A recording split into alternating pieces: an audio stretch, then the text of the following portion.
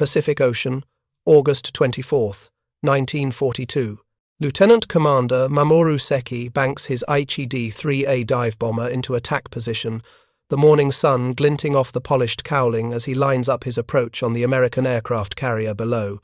Through the oil-streaked canopy, he can see the distinctive profile of USS Enterprise, her flight deck stretching over 800 feet, aircraft spotted for launch, anti-aircraft guns already tracking his descent. Seki has trained for this moment for 3 years, studied recognition silhouettes until he could identify every American warship in complete darkness, practiced his dive angle until the 35-degree approach became as natural as breathing. He knows that the 250-kilogram bomb secured beneath his fuselage, if properly placed, will penetrate the flight deck and detonate in the hangar bay below, starting fires that will consume aviation fuel, ordnance, and ultimately the ship herself. What Seki doesn't know, what no Japanese pilot attacking that morning can possibly understand, is that Enterprise and her crew have developed something that transcends armor plating and watertight compartments, something that will frustrate Japanese naval aviation for the next 3 years and 43 major engagements. Within 6 hours, Seki will report a direct hit on Enterprise's flight deck. Within 8 hours, Radio Tokyo will announce her destruction. Within 12 hours, Enterprise will be launching and recovering aircraft as if nothing had happened. And Seki, if he survives the war, will spend the rest of his life trying to understand how one ship could absorb punishment that should have sent her to the bottom, only to reappear in the next battle, and the next, and the next, until Japanese pilots began to speak of her in whispers, calling her the Grey Ghost, a phantom that couldn't be killed no matter how many times they reported her destroyed. The story of how USS Enterprise became the most feared ship in the Imperial Japanese Navy begins not with superior armor or advanced technology, but with a fundamental miscalculation by Admiral Isoroku Yamamoto, Commander-in-Chief of the Combined Fleet, who had planned the destruction of American carrier forces with the precision of a master chess player anticipating his opponent's every move. Yamamoto, who had studied at Harvard and served as naval attaché in Washington, understood American industrial capacity better than most of his colleagues in the Imperial Japanese Navy. He had warned the Japanese government that he could run wild for 6 months, perhaps a year, but had utterly no confidence in ultimate victory if the war dragged on. The attack on Pearl Harbor, executed on December 7, 1941, was designed to eliminate American carrier power in a single devastating blow, catching all 3 Pacific Fleet carriers, Enterprise, Lexington, and Saratoga, moored helplessly at their berths, while 353 Japanese aircraft descended on Oahu. But Enterprise, returning from delivering Marine Fighter Squadron 211 to Wake Island, encountered rough seas that delayed her arrival. Task Force 8 under Vice Admiral William Halsey was still 215 miles west of Oahu when Commander Mitsuo Fuchida led the first wave over Pearl Harbor. This stroke of fortune, this accident of weather and timing, would haunt Japanese naval planning for the next 4 years. The Japanese High Command, receiving reports that all 3 American carriers had escaped destruction, understood immediately what this meant.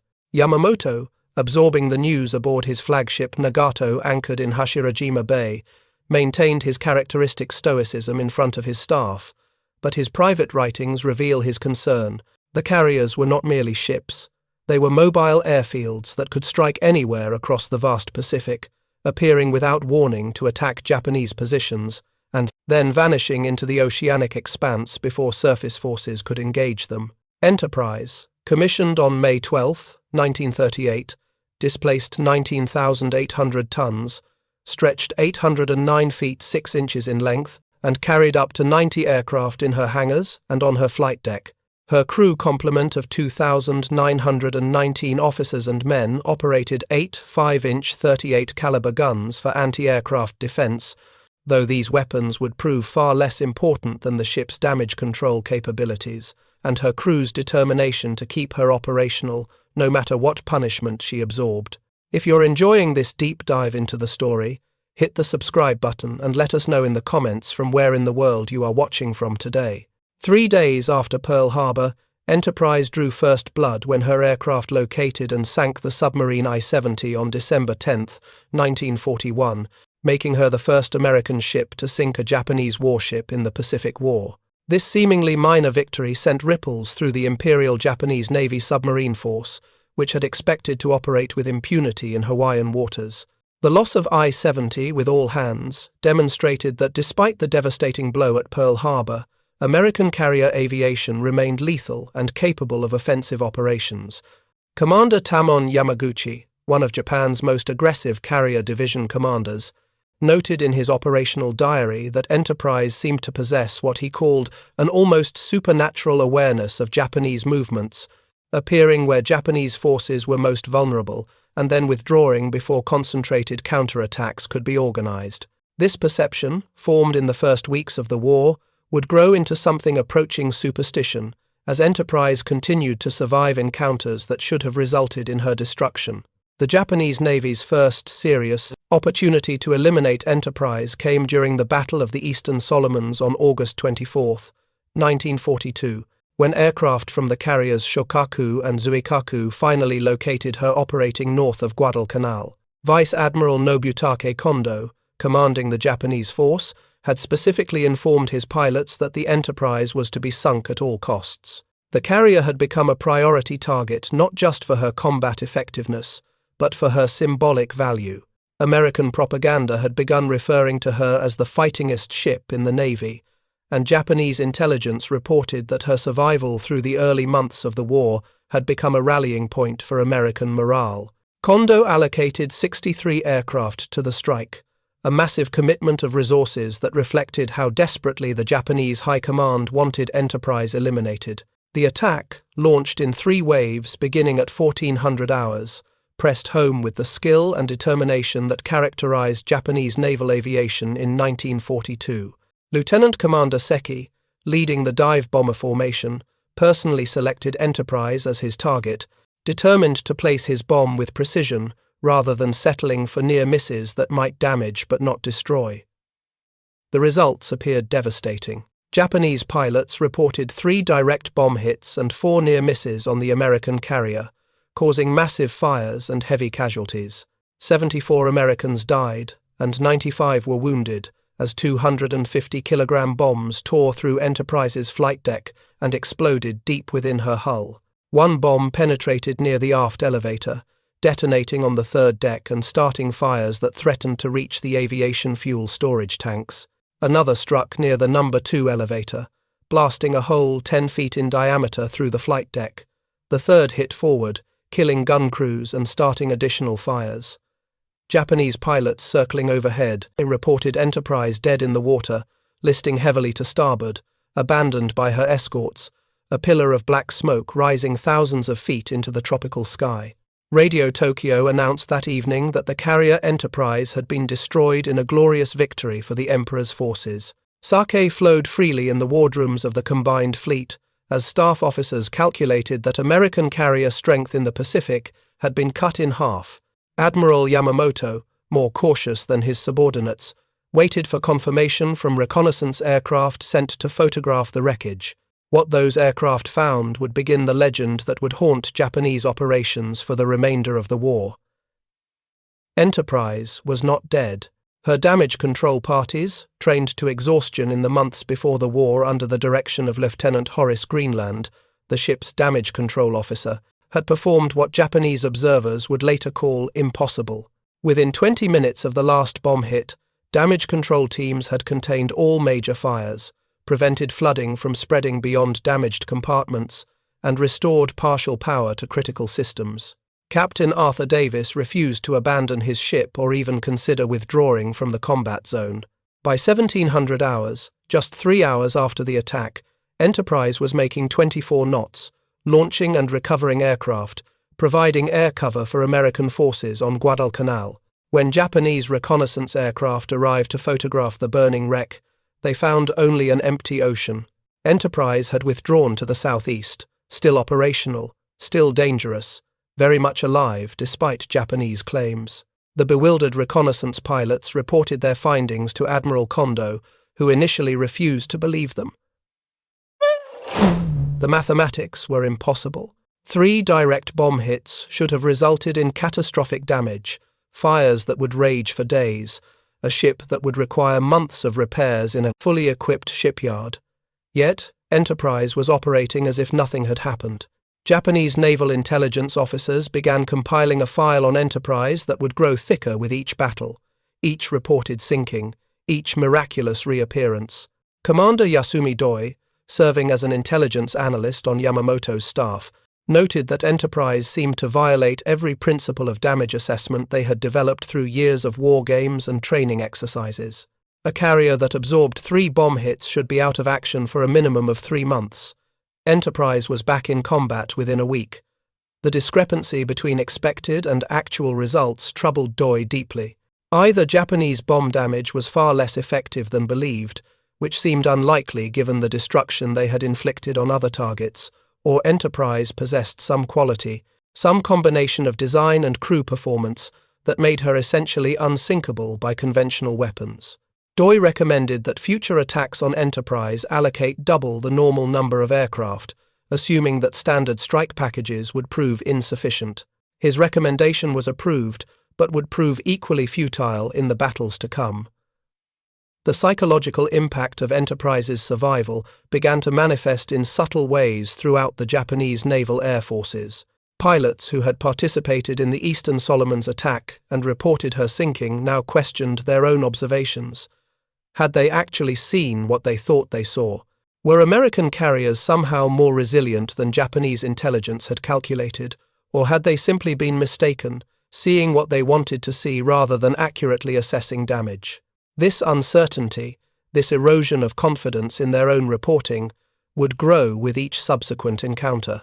Lieutenant Commander Masatake Okumiya, a staff officer with the Japanese Naval Air Forces, later wrote that the Enterprise problem became a recurring topic in operational planning sessions. Commanders would brief attack plans, allocate resources, discuss tactics, and then someone would inevitably ask, "But what if we hit Enterprise and she doesn't sink?" The question, asked half in jest but underlain with genuine concern, reflected a growing awareness that this particular American carrier seemed to operate by different rules than other ships. The Battle of the Santa Cruz Islands on October 26, 1942, should have settled the Enterprise question permanently. Admiral Chuichi Nagumo, still bitter over his losses at Midway, where Enterprise's dive bombers had helped destroy 4 Japanese carriers, including his flagship Akagi, commanded a powerful force built around the fleet carriers Shokaku and Zuikaku, supported by the light carrier Zuiho and Junyo. Against this armada, the Americans could muster only Enterprise and Hornet. Japanese pilots were specifically briefed before the battle that both American carriers were to be sunk, with Enterprise designated as the primary target. Nagumo allocated 110 aircraft to the strike, the largest carrier attack force Japan had launched since Midway.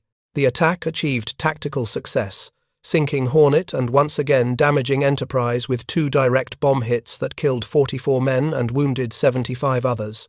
Captain Osborne Hardison, who had assumed command just 5 days earlier, watched as Japanese VAL dive bombers bore down on his ship, despite the wall of anti-aircraft fire thrown up by Enterprise and her escorts, including the new battleship South Dakota. The damage appeared catastrophic. 1 bomb struck near the forward elevator, penetrating 2 decks before exploding and starting major fires. Another hit amidships, destroying aircraft on the flight deck and killing or wounding dozens of sailors. Japanese pilots reported Enterprise listing, burning, clearly doomed. Radio Tokyo announced her destruction for the 2nd time, and this time, the claims seemed irrefutable. Multiple pilots from different squadrons had observed the hits, photographed the damage, and watched the fires spread. Admiral Nagumo sent a message to Admiral Yamamoto, reporting that American carrier aviation in the South Pacific had been eliminated. The Emperor himself was informed that the troublesome Enterprise had finally been destroyed, leaving Japanese forces free to operate without fear of carrier air attack. But once again, Enterprise refused to die. Her damage control parties, now veterans of multiple battles, went to work with practiced efficiency. They contained fires that threatened to detonate ammunition magazines, shored up damaged bulkheads, maintained power to critical systems, kept the ship operational enough to recover aircraft from the doomed Hornet and continue providing air cover for American forces. By the following morning, Enterprise was steaming at 20 knots, her flight deck operational despite the massive holes torn through it. Japanese reconnaissance aircraft searching for the wreckage found nothing. Once again, Enterprise had vanished, withdrawn to safety, and survived what should have been a fatal blow. The psychological impact on Japanese naval aviation was profound and immediate. Pilots who had claimed definite kills on Enterprise began to doubt their own observations and their own competence. How could they trust their eyes when they reported a carrier destroyed, only to have that same carrier appear in the next battle? Were they being deceived somehow? Did the Americans have multiple ships that looked identical? Or was Enterprise truly a ghost ship, something that existed outside normal physical laws? These questions, circulated through the Japanese naval air forces in whispered conversations and private letters, revealed a growing crisis of confidence that would undermine Japanese operations far more effectively than any American weapon. Commander Okumiya, analyzing pilot reports after Santa Cruz, identified a disturbing pattern. Japanese pilots were becoming more cautious in their attacks on American carriers, approaching with less aggression, breaking off attacks earlier, showing signs of what he called psychological defeat before physical contact had even been made. The Enterprise legend was becoming a self-fulfilling prophecy. Pilots expected her to survive, expected their attacks to fail, and this expectation translated into less effective attacks that were indeed more likely to fail. Okumiya recommended rotating squadrons that had attacked Enterprise out of frontline service, replacing them with fresh pilots who hadn't been psychologically damaged by encounters with the Grey Ghost. His recommendation was noted but never implemented, because by late 1942, Japan simply didn't have enough experienced pilots to rotate units based on psychological concerns. The Italian Navy, monitoring Pacific operations from their headquarters in Rome, noted with interest the remarkable survival rate of USS Enterprise compared to British carriers in the Mediterranean, which seemed far more vulnerable to air attack. Admiral Angelo Iachino, who had commanded Italian forces at the Battle of Cape Matapan, studied American damage control techniques with professional interest. Italian naval architects obtained detailed reports of Enterprise's damage and survival through their intelligence liaison with the Japanese Navy, and what they learned disturbed them. The Enterprise was not particularly heavily armoured compared to other fleet carriers. Her anti-aircraft armament, while adequate, was not exceptional. Her speed and manoeuvrability were good but not remarkable. Yet she survived attacks that would have destroyed most other carriers. The Italian analysis concluded that American damage control procedures, particularly the extensive subdivision of internal spaces and the training of damage control parties, had created a ship that was nearly impossible to sink with. Aerial weapons available in the early 1940s. This conclusion, shared with German naval observers, contributed to German decisions to abandon their own carrier construction programs and focus resources on U-boats and surface raiders. The Battle of Guadalcanal in November 1942 brought Enterprise to the crisis point of the entire Pacific campaign. After Saratoga was torpedoed on August 31st and Wasp was sunk on September 15th, Enterprise stood completely alone as America's only operational carrier in the Pacific, facing the might of the Imperial Japanese Navy's still formidable carrier and surface forces. The burden placed on this single ship and her exhausted crew exceeded anything previously demanded of any warship in history. She was expected to provide air support for Marines fighting on Guadalcanal, protect supply convoys, bringing reinforcements and equipment, attack Japanese naval forces attempting to bombard Henderson Field, and somehow survive repeated Japanese attempts to destroy her. The mathematics were brutal and undeniable. Enterprise could not be everywhere simultaneously. She could not maintain continuous air patrols, conduct offensive strikes, and defend herself from attacks, all with a crew that hadn't slept more than 4 hours in a row for weeks.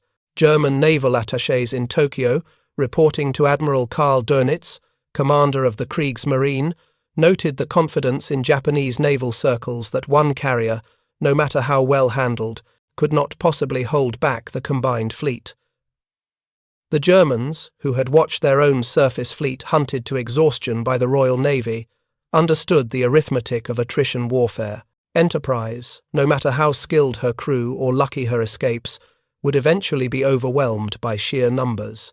Japanese commanders agreed, and they allocated massive resources to the Guadalcanal campaign, specifically to eliminate the last American carrier in the South Pacific. Admiral Yamamoto moved his headquarters forward to Truk, personally overseeing operations designed to destroy the Enterprise and establish Japanese naval superiority in the Solomons. The stage was set for what should have been Enterprise's final battle. On November 13, 1942, Rear Admiral Hiroaki Abe, commanding Battleship Division 11, prepared to bombard Henderson Field with his force of 2 battleships, Hiei and her sister Kirishima, supported by light cruiser Nagara and 11 destroyers. The battleships displaced 36,600 tons each, carried 8 14-inch guns, and were protected by armor that could withstand anything American forces on Guadalcanal could throw at them. Abe's mission was straightforward: pulverize Henderson Field, destroy the American aircraft based there, and eliminate the air support that had frustrated every previous Japanese attempt to reinforce their troops on Guadalcanal. What Abe didn't know was that earlier that day, aircraft from Enterprise had landed at Henderson Field. The carrier herself was withdrawing for emergency repairs after her damage at Santa Cruz, but her air group, commanded by Lieutenant Commander James Flatley, remained operational and ready to strike. At first light on November 13th, Enterprise's aircraft, operating from a muddy jungle airstrip rather than their carrier's flight deck, took off to hunt for Abe's battleships. The battle that followed would cement Enterprise's reputation as a ship that could reach out and strike even when physically absent from the battlefield. Her Grumman TBF Avenger torpedo bombers located the damaged battleship Hiei, which had survived a savage night surface action with American cruisers and destroyers but was now dead in the water, struggling to make repairs. The Enterprise Avengers, joined by Marine Corps aircraft from Henderson Field and Army Air Force's B-17 Flying Fortresses, pressed home their attacks with devastating accuracy. Hiei, pride of the Imperial Japanese Navy, absorbed between 5 and 8 torpedo hits, along with numerous bomb strikes. Fires raged out of control, magazines threatened to explode, and by afternoon Admiral Abe had no choice but to order the crew to abandon ship. Hiei became the first Japanese battleship lost in the war, sent to the bottom by aircraft from a carrier that wasn't even present in the battle area, a carrier the Japanese had reported destroyed multiple times, but which somehow continued to strike at Japanese forces through her aircraft, even while withdrawing for repairs. Admiral Yamamoto, receiving reports of Hiei's loss at his headquarters aboard battleship Yamato, exploded in rare public anger. The loss itself was devastating. Japan's first battleship sunk in combat, a propaganda disaster that would undermine Japanese claims of naval superiority. But what enraged Yamamoto more than the loss itself was the identity of Hiei's killer: Enterprise. Always Enterprise. The ghost ship that haunted every Japanese operation in the Pacific, that appeared where least expected, that survived what should have been fatal damage, that struck back even when reportedly destroyed.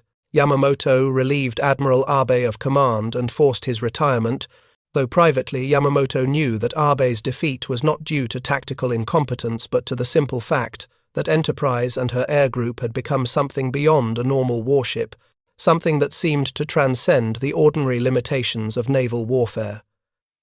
The psychological impact of Hiei's loss rippled through the combined fleet like shock waves from an underwater explosion. Japanese sailors and airmen began to speak of Enterprise in almost mythical terms, a phantom that materialized from nowhere to strike before vanishing into the vast Pacific. The rational officers in the Imperial Japanese Navy, men who prided themselves on their technical education and modern military thinking, found themselves struggling against superstition that they knew was irrational but couldn't entirely dismiss. How else to explain a ship that survived everything thrown at her? How else to understand an enemy that refused to die no matter how many times you killed it? Captain Tamechi Hara, commanding the destroyer Amatsukaze during the Guadalcanal campaign, later wrote that his crew became noticeably more anxious whenever intelligence reports suggested Enterprise might be operating in their area. The ship's mere presence, or even the possibility of her presence, had become a weapon in itself, degrading Japanese combat effectiveness before any shots were fired. Request Part 2 to continue. The night of November 14th brought no relief to Japanese forces. Attempting to reinforce Guadalcanal, Enterprise aircraft struck again, this time joining Marine Avengers from Henderson Field in attacking the heavy cruiser Kinugasa and transport ships attempting to land troops and supplies on Guadalcanal's beaches. The attacks continued throughout the day, wave after wave of American aircraft descending on Japanese ships that had somehow survived the previous night's surface action but now found themselves exposed in daylight without air cover. Kinugasa, hit by multiple bombs and at least one torpedo, rolled over and sank with heavy loss of life.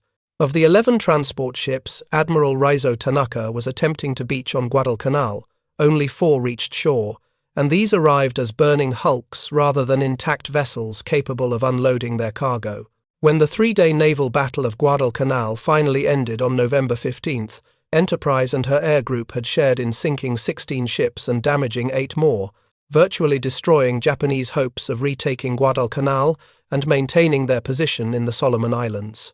Captain Hara, surveying the wreckage of Japanese naval power in the waters around Guadalcanal, noted in his private diary that the appearance of Enterprise aircraft at dawn seemed like demons rising from hell, striking Japanese ships that had survived the night surface actions only to face destruction from above.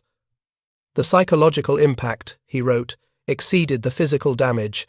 Japanese sailors began to believe they were fighting not just superior numbers or better technology, but something larger, some malevolent force that had chosen Enterprise as its instrument. This belief, irrational as Hara knew it to be, affected morale and combat effectiveness in ways that no amount of training or discipline could overcome. Men who believed they were doomed fought less effectively than men who believed victory was possible, and Enterprise had become the living symbol of Japanese doom in the South Pacific. Lieutenant Commander Masatake Okumiya, analyzing combat reports at his desk in Rabaul, calculated that Enterprise alone had accounted for more Japanese aircraft destroyed than any 3 other American ships combined. By early 1943, her tally stood at over 400 enemy planes destroyed, either by her fighters in aerial combat or by her anti-aircraft guns during attacks on the carrier herself. She had sunk or participated in sinking dozens of Japanese warships, ranging from submarines to battleships, and damaged countless others. The mathematics were stark and undeniable. One American carrier was inflicting losses equivalent to what an entire fleet should barely manage to achieve. Okumiya's report, forwarded to Admiral Minechi Koga, who had succeeded Yamamoto as Commander-in-Chief of the combined fleet after Yamamoto's death in April 1943, recommended that Japanese operational planning begin to factor Enterprise's probable appearance into every major operation. The implication was clear. Japanese forces could no longer assume they would face standard American opposition. Wherever they struck, the Grey Ghost would likely materialize to oppose them. Admiral Koga, reading Okumiya's analysis in his cabin aboard, the super battleship Musashi, understood the implications better than many of his subordinates. The Enterprise had become more than a ship. She was a psychological weapon that degraded Japanese combat effectiveness simply by existing.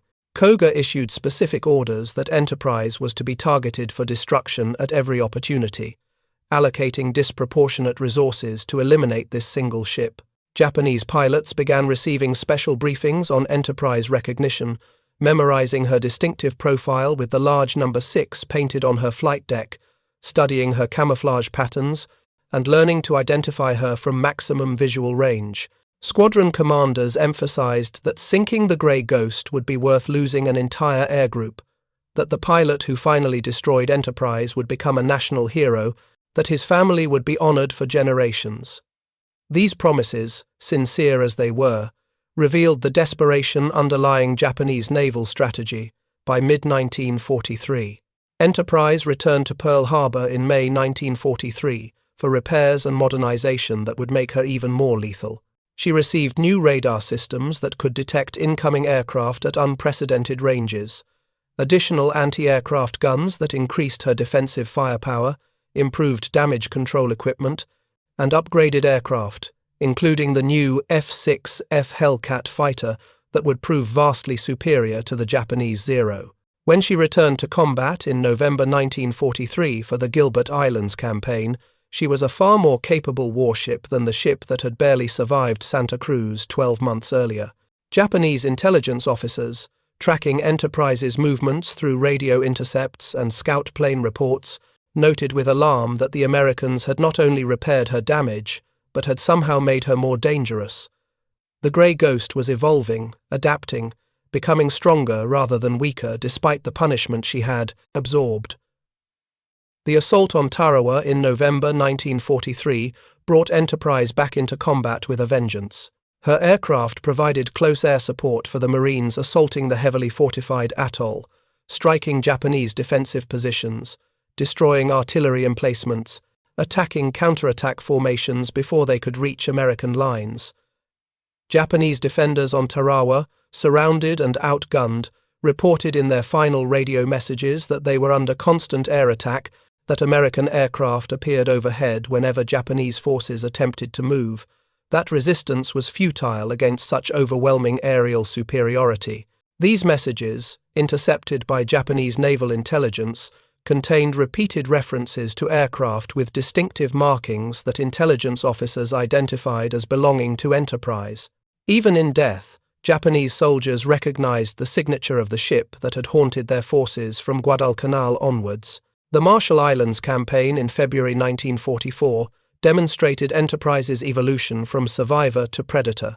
Her aircraft struck Kwajalein, Eniwetok, and other Japanese-held atolls with precision and overwhelming force, destroying shore installations, sinking ships, massacring Japanese aircraft that attempted to intercept.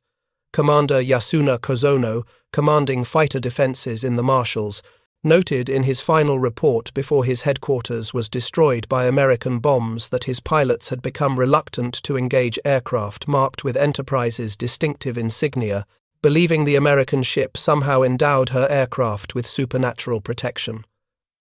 The reality, as Kozono understood even as he wrote his report, was more prosaic but equally demoralizing. Enterprise's air group had become the most experienced and lethal in the Pacific, with many pilots having over a year of continuous combat experience. They were facing Japanese replacements, many with less than 100 hours of flight time, pilots who had received abbreviated training because Japan's desperate need for aircrew exceeded their ability to properly train them. The strike on Truk in February 1944 brought Enterprise to the Japanese Gibraltar, the massive naval base in the Caroline Islands that served as the forward headquarters for the combined fleet.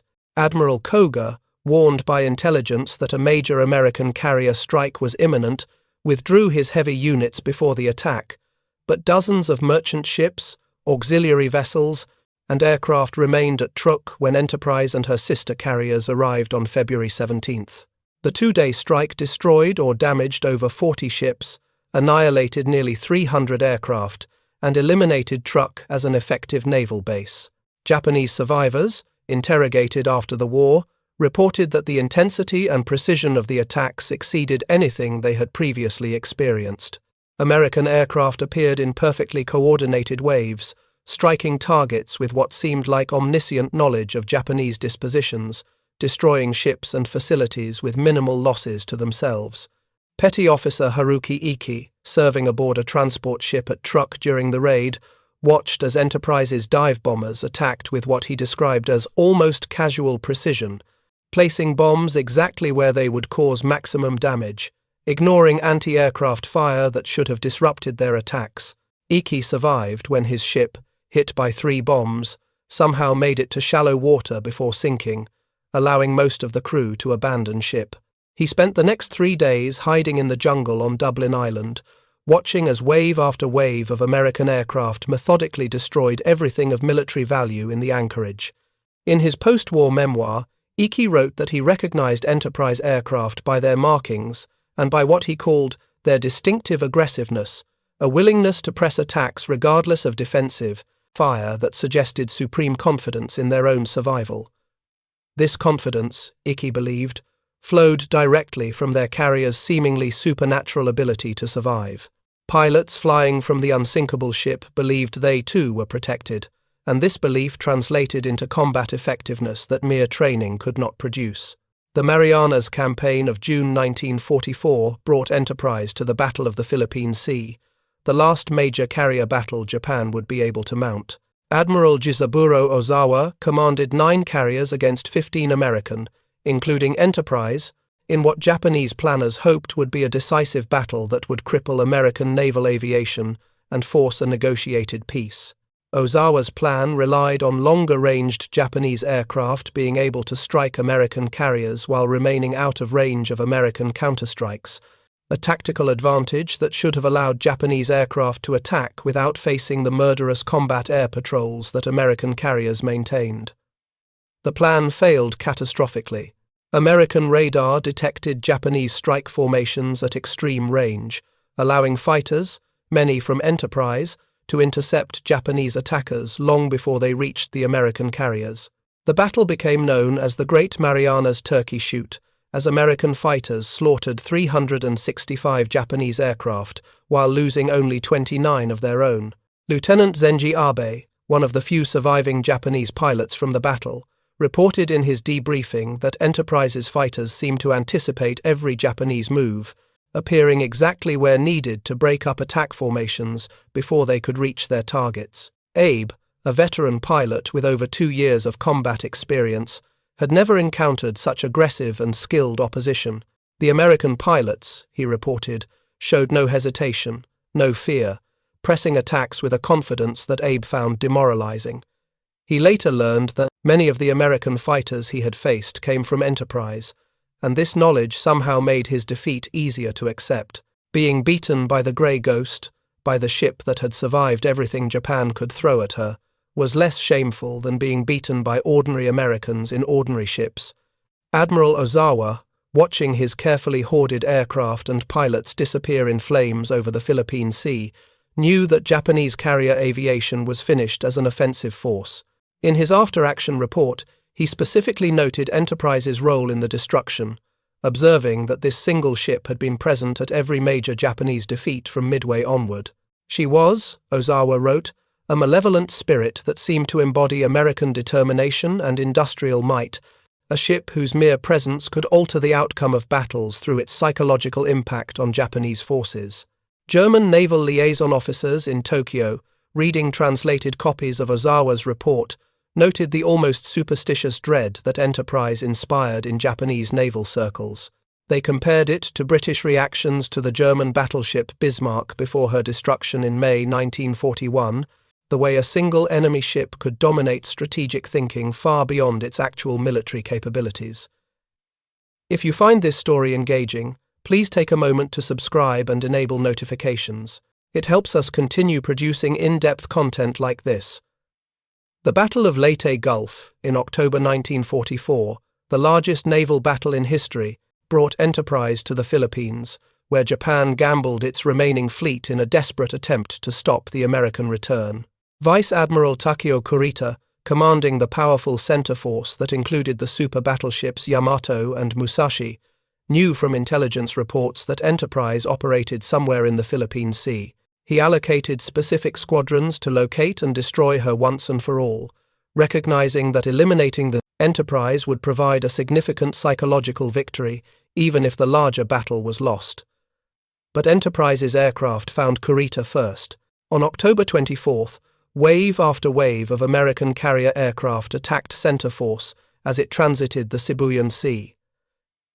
Enterprise's dive bombers joined strikes from multiple carriers in attacking Musashi, the supposedly unsinkable super battleship that displaced 72,800 tons and carried 18-inch guns, the largest naval rifles ever mounted on a warship. The attacks continued throughout the day, bomb after bomb, torpedo after torpedo striking Musashi's massive hull. The super battleship, designed to withstand punishment that would sink any other vessel, absorbed an estimated 19 torpedo hits and 17 bomb hits before finally capsizing and sinking with over 1,000 of her crew. Enterprise aircraft accounted for a significant portion of this damage, their pilots pressing attacks with a determination that Japanese observers found both admirable and terrifying. Ensign Mitsuru Yoshida, serving aboard a destroyer escorting Musashi, watched in horror as the supposedly invincible battleship slowly succumbed to accumulated damage. In his post-war writings, Yoshida noted that many of the attacking aircraft bore Enterprise's markings, and he found bitter irony in the fact that the Grey Ghost, a ship that wouldn't die no matter how much damage she absorbed, had helped destroy Musashi, a ship that was supposed to be unsinkable by design. The two ships, he wrote, represented opposing philosophies of naval warfare. Japan had built the ultimate battleship, a triumph of engineering that concentrated maximum firepower and protection in a single hull. America had built carriers like Enterprise that survived through crew skill, damage control excellence, and the ability to project power through aircraft rather than guns. The Imperial Japanese Navy's final desperate weapon emerged in the aftermath of the Philippine Sea and Leyte Gulf battles. With conventional naval aviation destroyed, with trained pilots gone, with no hope of rebuilding carrier forces that could challenge American naval superiority, Vice Admiral Takejiro Onishi created the Special Attack Units, the Kamikaze Corps, pilots who would deliberately crash their bomb-laden aircraft into American ships. The kamikaze represented the ultimate expression of Japanese warrior spirit, the willingness to sacrifice everything for the emperor and for Japan. Onishi, briefing the first kamikaze pilots at Mabalacat Airfield in the Philippines, specifically designated Enterprise as a priority target. Destroying the Grey Ghost, he told them, would be worth any sacrifice. The ship that had survived everything conventional attacks could deliver, that had haunted Japanese operations for 3 years, that had become a symbol of American naval power, would finally be eliminated through the purity of Japanese spirit manifested as deliberate self-sacrifice. The first organized kamikaze attack aimed at Enterprise came on November 25, 1944. A Mitsubishi, a 6M0 fighter, piloted by a young officer whose name was lost in the chaos of battle, evaded the combat air patrol and anti-aircraft fire to crash into Enterprise's flight deck near the aft elevator. The impact and explosion killed 15 sailors and started fires that threatened to spread to aircraft parked on the flight deck. For a few minutes, it appeared that what bombs and torpedoes had failed to accomplish, a single determined pilot had achieved. But once again, Enterprise's damage control parties performed near miracles, containing the fires, preventing the explosion from reaching aviation fuel stores, keeping the ship operational. Within hours, Enterprise was launching and recovering aircraft, her crew having added kamikaze survival to their growing list of accomplishments. The kamikaze pilots, many of them barely trained, teenagers with less than 50 hours of flight time, received special briefings about the Enterprise before their final missions. They were told that this ship had survived everything conventional attacks could deliver, making suicide attacks the only option. Lieutenant Yukio Seki, who led one of the first organized kamikaze units, told his pilots that sinking the Enterprise would be worth all their lives, because this one ship had caused more damage to Japan than entire American fleets. Seki himself died attacking an escort carrier near Samar during the Battle of Leyte Gulf, but his message lived on in the briefings given to subsequent kamikaze pilots. Enterprise became the ultimate target, the ship whose destruction would justify any sacrifice, the enemy whose elimination would somehow redeem Japan's deteriorating military situation. But Enterprise's gunners, veterans of dozens of air attacks, had learned how to deal with determined attackers. The ship's 5-inch guns engaged kamikazes at maximum range. Her 40mm and 20mm guns created walls of steel that few attackers could penetrate. Combat air patrols, directed by increasingly sophisticated radar, intercepted many kamikazes before they could approach the carrier. Those few that did get through faced a ship whose crew had spent 4 years learning how to survive. A crew that had developed almost instinctive responses to damage, a crew that refused to let their ship die no matter what punishment she absorbed. By early 1945, Enterprise had survived multiple kamikaze attacks, adding this new threat to the long list of weapons that had failed to sink her. The Iwo Jima campaign in February 1945 brought Enterprise to support the marine assault on the Sulphur Island fortress. Her aircraft provided close air support, striking Japanese defensive positions, attacking artillery emplacements, destroying bunkers and pillboxes that resisted marine ground attacks. Japanese defenders on Iwo Jima, following orders to fight to the death, recognized Enterprise aircraft by their markings and by the precision of their attacks. In captured Japanese documents found after the battle, intelligence officers discovered repeated references to the Grey Ghost and her aircraft, mentions that suggested even isolated Japanese garrisons thousands of miles from naval bases knew about Enterprise and feared her appearance. The ship had become legendary not just within the Imperial Japanese Navy, but throughout Japanese military forces, a symbol of American power that transcended her actual military capabilities. The Okinawa campaign, beginning in April 1945, brought Enterprise to the final major battle of the Pacific War.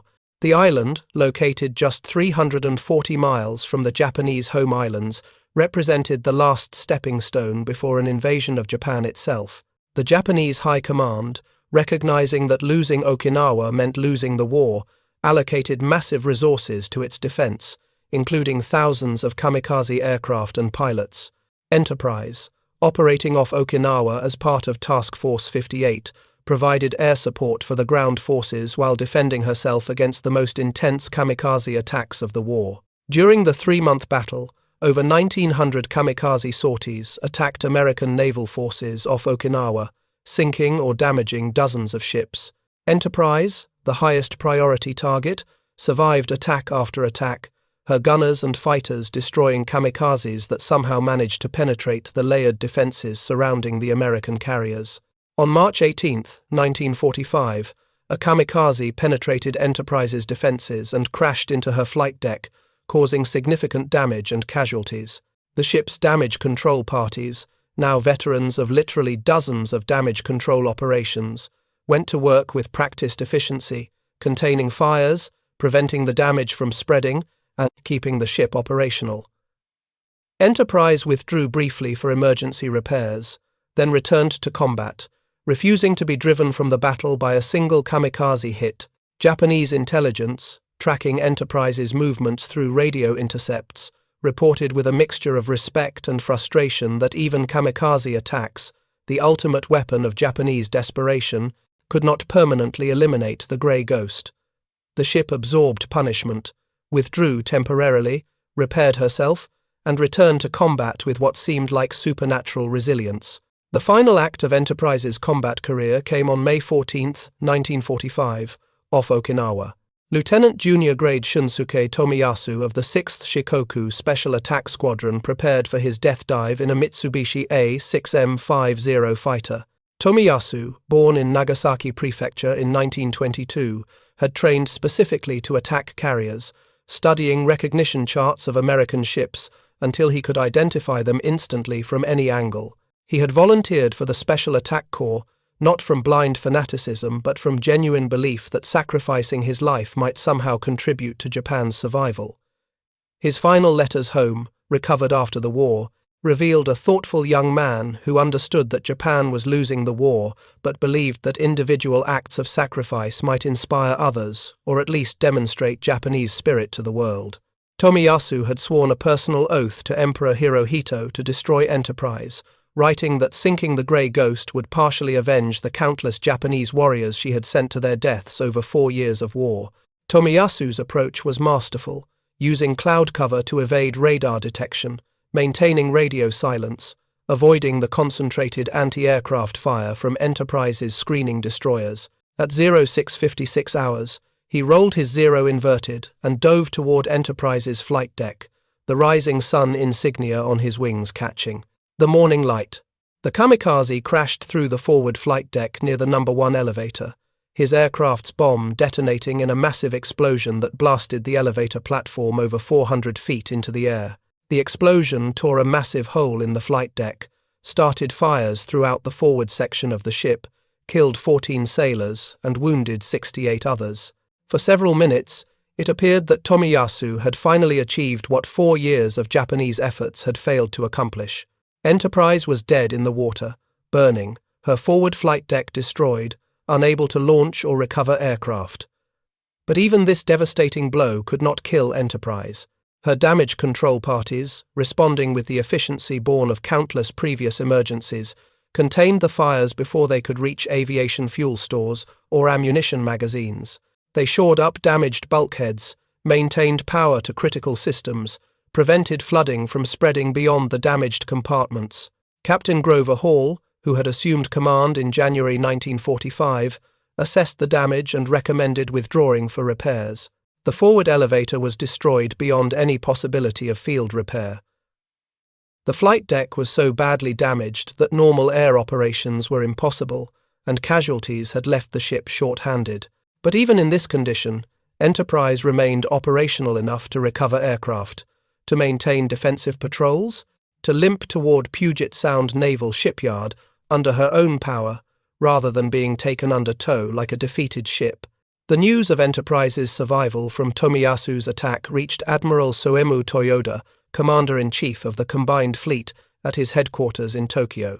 Toyoda, who had succeeded Admiral Koga after his death in March 1944, had witnessed Enterprise survive attack after attack, report after report of her destruction, followed by confirmation that she remained operational. He told his staff, according to post-war testimony, that the Enterprise seemed protected by American gods, immune to every weapon Japan possessed. The psychological impact on remaining Japanese forces was devastating. Even kamikaze attacks, which represented the absolute pinnacle of Japanese warrior spirit and self-sacrifice, could not sink the Grey Ghost. If spiritual purity and willingness to die could not overcome American material power as embodied in Enterprise, then what hope remained for Japan? Enterprise departed Okinawa on May 15, 1945, ending her combat career not in a blaze of destruction as Japanese commanders had predicted so many times, but with another survival, another resurrection that added to her legend. She arrived at Puget Sound Naval Shipyard on June 12 for repairs that would take months to complete. While Enterprise underwent repairs, the war continued toward its inevitable conclusion.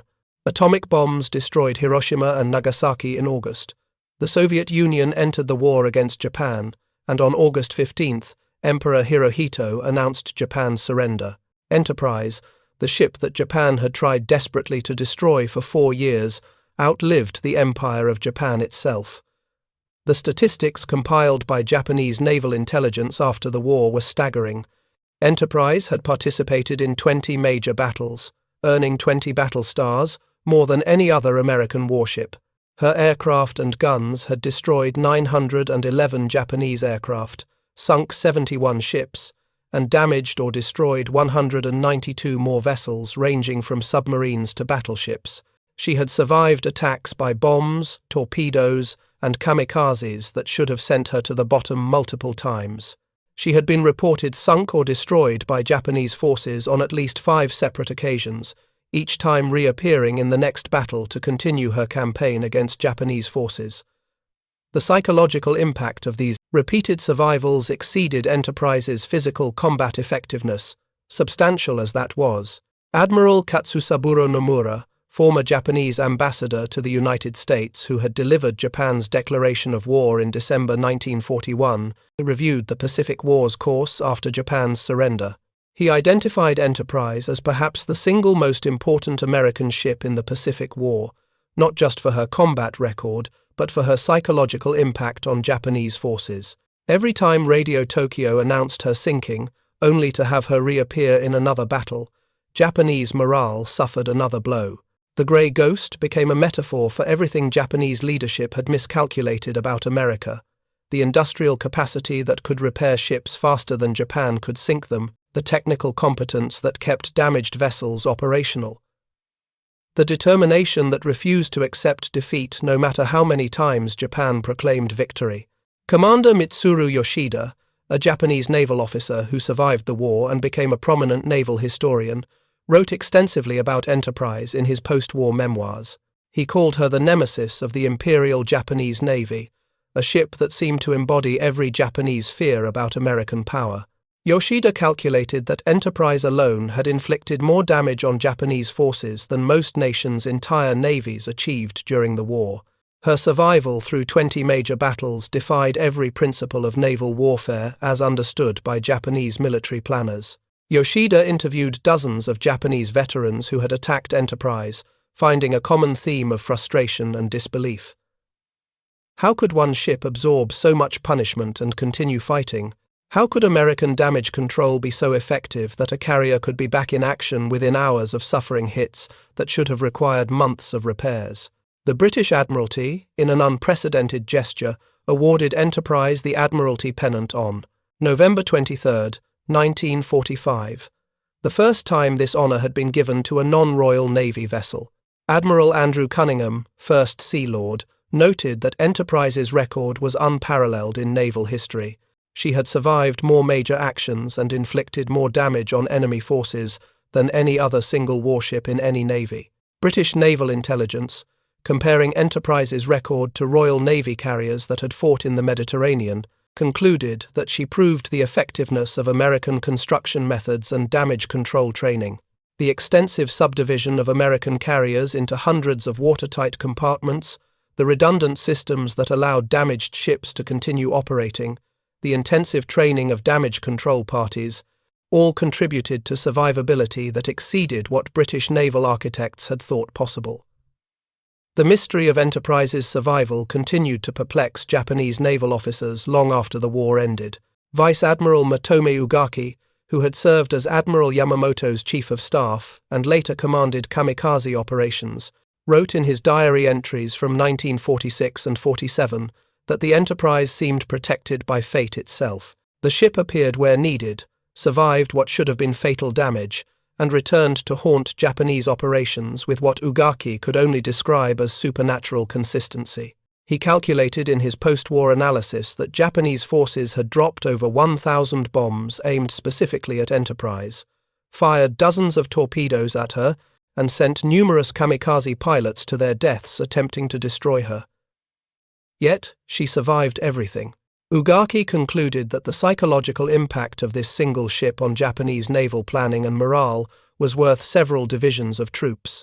The resources allocated to destroying Enterprise, the aircraft and pilots expended in failed attacks, the planning time devoted to operations specifically designed to eliminate her, all represented opportunity costs that weakened Japanese efforts elsewhere. Captain Toshikazu Omai, a Japanese naval strategist who served on multiple staff positions during the war, conducted a comprehensive post-war analysis of Enterprise's combat record. His study, later published in Japanese naval journals, attempted to understand how one ship could have such an outsized impact on the war's course. Omai concluded that Enterprise had become more than just a warship. She was a symbol of American determination, a rallying point for American forces, and a nightmare for Japanese planners who had to assume she would appear in any major operation. The mere possibility of Enterprise's presence forced Japanese commanders to allocate additional resources, plan for worst-case scenarios, and operate with a caution that reduced their operational effectiveness. Omei calculated that Japan allocated approximately 30% more air resources to attacks where Enterprise was suspected to be present, a disproportionate response that weakened Japanese efforts elsewhere. This resource misallocation, multiplied across dozens of operations over 4 years, represented a significant strategic advantage for the United States that had nothing to do with Enterprise's actual firepower or capabilities. The final Japanese assessment of the Enterprise came from sources close to Emperor Hirohito himself. According to post-war testimony from Admiral Shigeyoshi Shimada, who served as Navy Minister from October 1941 until July 1944, the Emperor asked his naval advisors in private audiences after the surrender how one American ship had survived everything the Imperial Navy could throw at her. Shimada could only reply that Enterprise seemed to embody the American spirit that Japan had fundamentally underestimated, a combination of industrial capacity, technical excellence, crew training, and determination that made her virtually indestructible.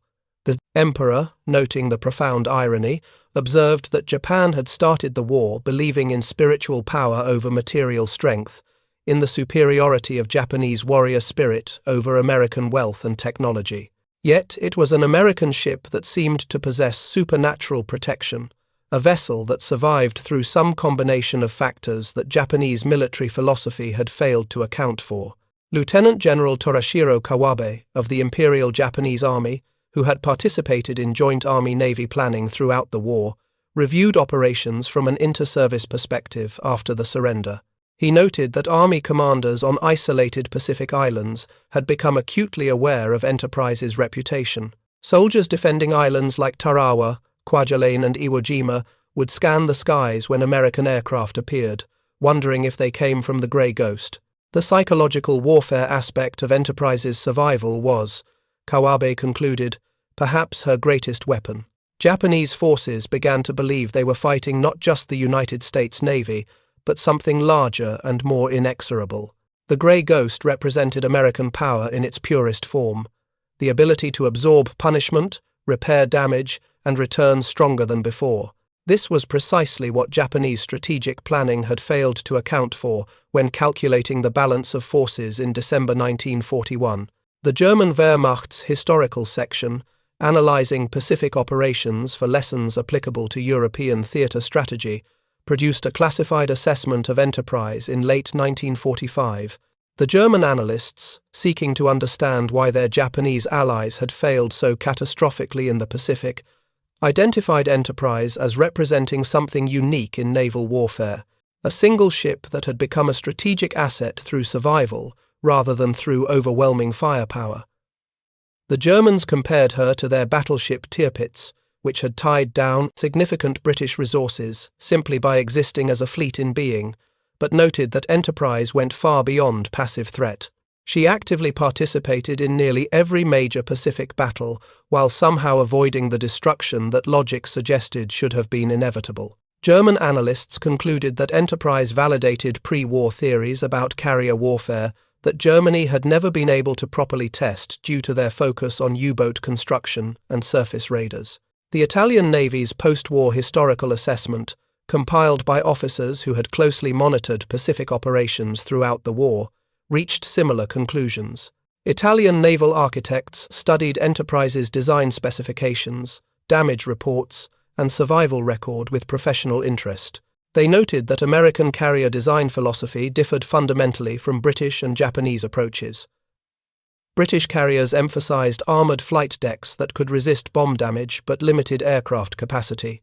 Japanese carriers maximized aircraft capacity but sacrificed protection and damage control capability.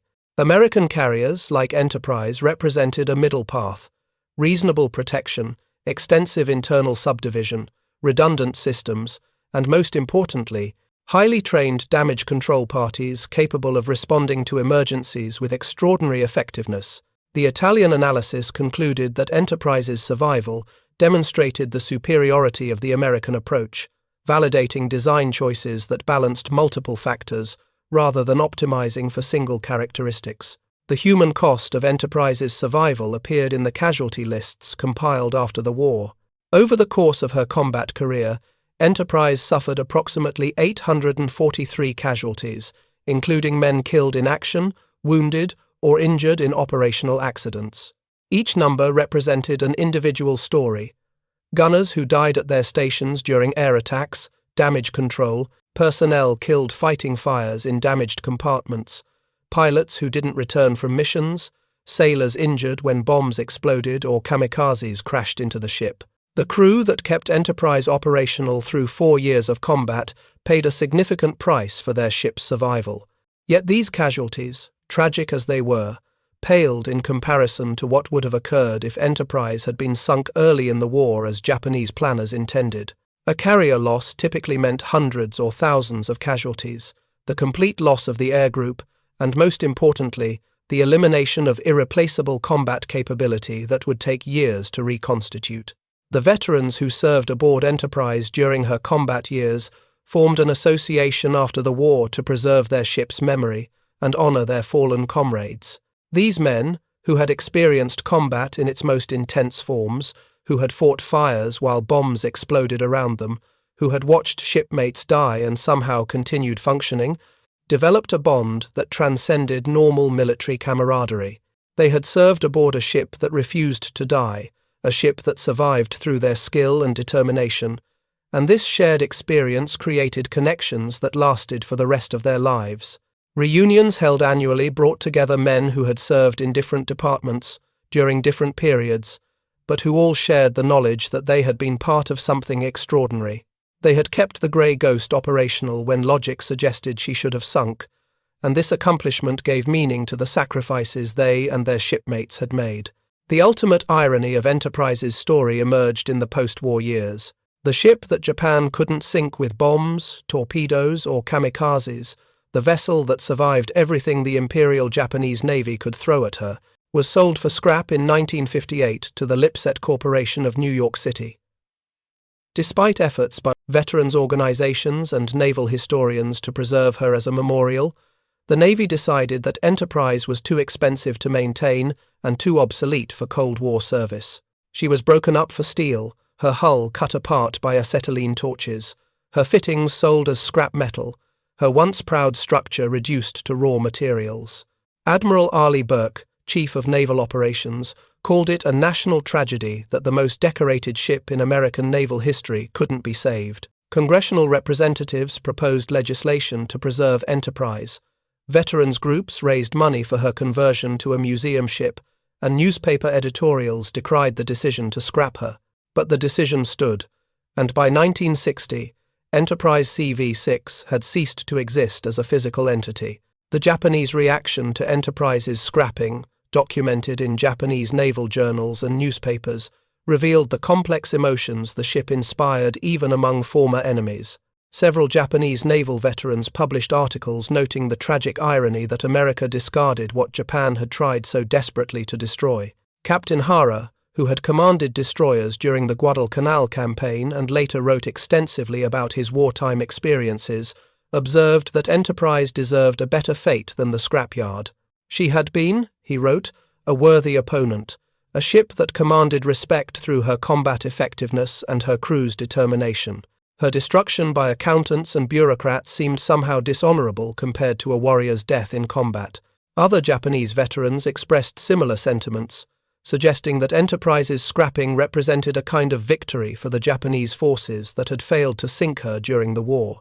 If they couldn't destroy her through combat, at least she hadn't survived to become a permanent memorial to Japanese defeat. The legacy of Enterprise lived on despite her physical destruction. The nuclear-powered aircraft carrier USS Enterprise CV-6, commissioned in 1961, inherited her name, her hull number, and her tradition of excellence. The new Enterprise served with distinction for over 50 years, becoming the longest-serving aircraft carrier in U.S. Navy history before her decommissioning in 2012. Her crew maintained connections with veterans of the original Enterprise, inviting them to ceremonies, incorporating CV-6's battle honors into their ship's traditions, ensuring that the Grey Ghost's legacy continued. The fictional starship Enterprise of television and film fame also drew inspiration from the carrier's name and reputation, extending her influence into popular culture in ways that would have been impossible to predict in 1945.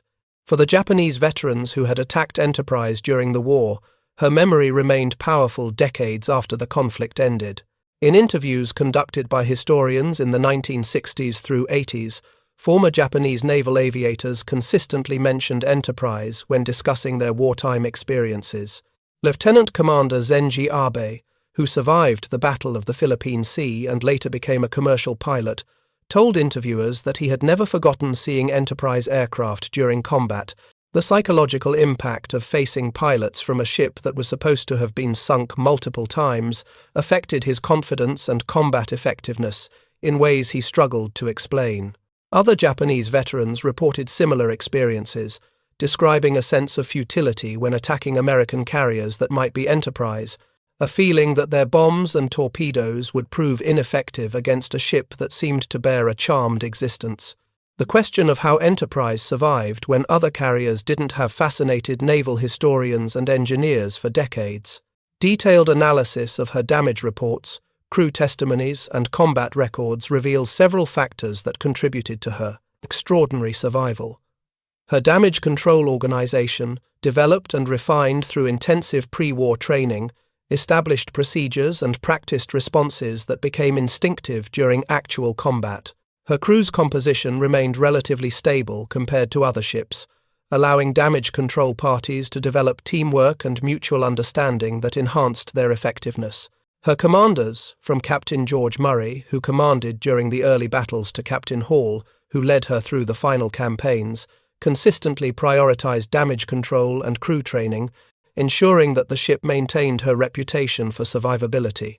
Her luck, undeniable as it was, manifested in near misses rather than direct hits, in bombs that failed to detonate or detonated in less critical locations, in weather that obscured her from attackers at crucial moments. But beyond these tangible factors, Enterprise's survival reflected something less quantifiable: the determination of her crew to keep their ship operational, regardless of damage, casualties, or circumstances. This determination, fostered by leadership and reinforced by success, created a culture of resilience that became self-perpetuating. Each time Enterprise survived an attack that should have destroyed her, her crew's confidence increased, their procedures improved, their collective skill enhanced. They came to believe, perhaps superstitiously but effectively, that their ship couldn't be sunk, that they would survive no matter what enemies threw at them. This belief, irrational as it might seem, translated into combat effectiveness that mere training couldn't replicate. Damage control parties worked through flames and flooding because they believed their efforts would succeed. Gun crews maintained fire discipline under attack because they trusted their ship would survive to fight again. Pilots flew from her deck with confidence because they believed the Grey Ghost would be there when they returned. The Japanese perspective on this American determination evolved significantly during the war. Early in the conflict, Japanese commanders attributed Enterprise's survival to luck or to their own pilots' failures. As the war progressed and Enterprise continued to survive, Japanese analysis shifted toward recognizing superior American damage control techniques and construction methods.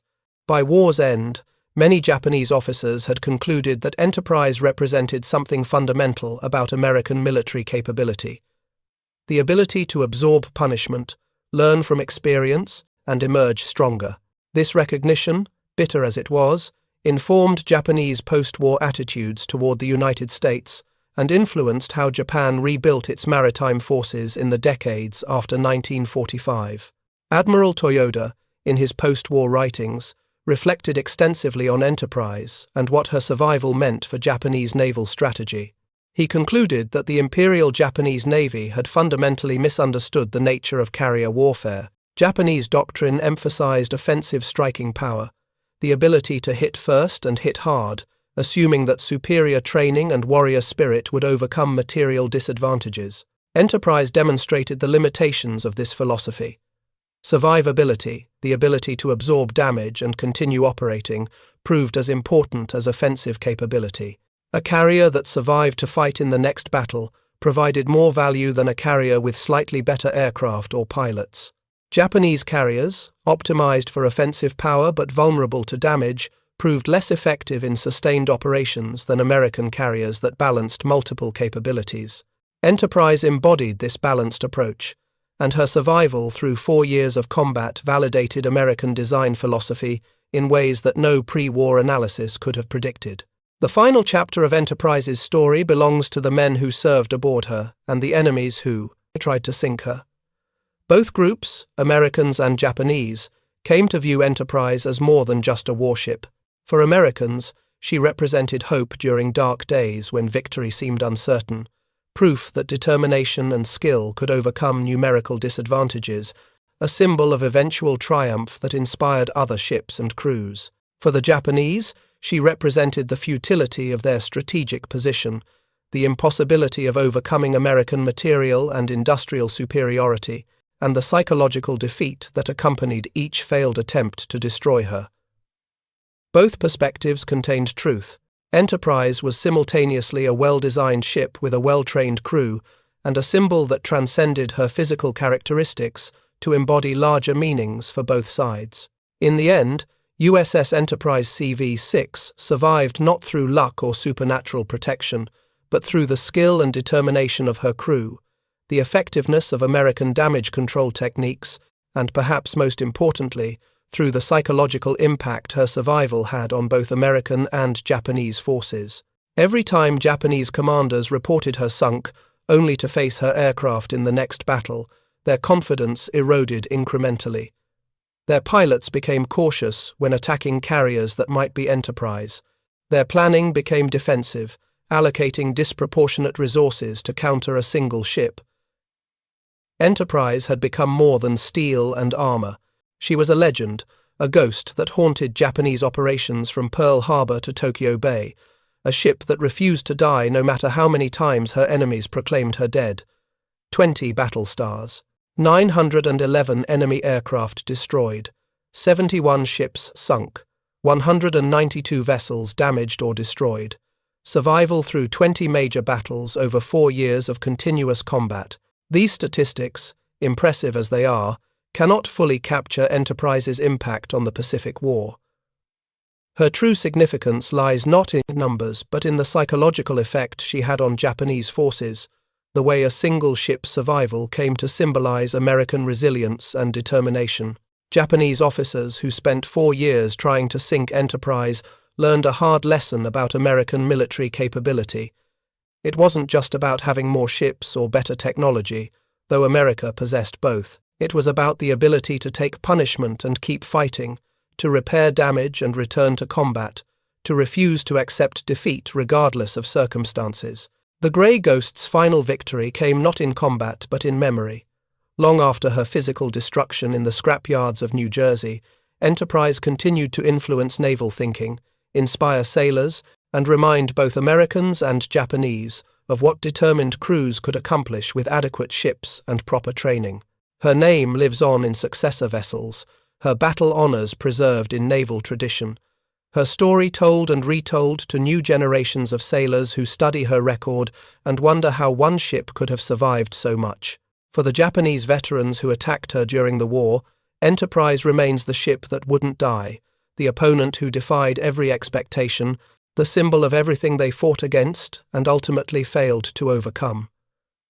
Her survival was, in many ways, the Pacific War in microcosm, American material strength and technical competence, overcoming Japanese tactical excellence and warrior spirit through sustained effort and refusal to accept defeat. Thank you for watching. For more detailed historical breakdowns, check out the other videos on your screen now, and don't forget to subscribe.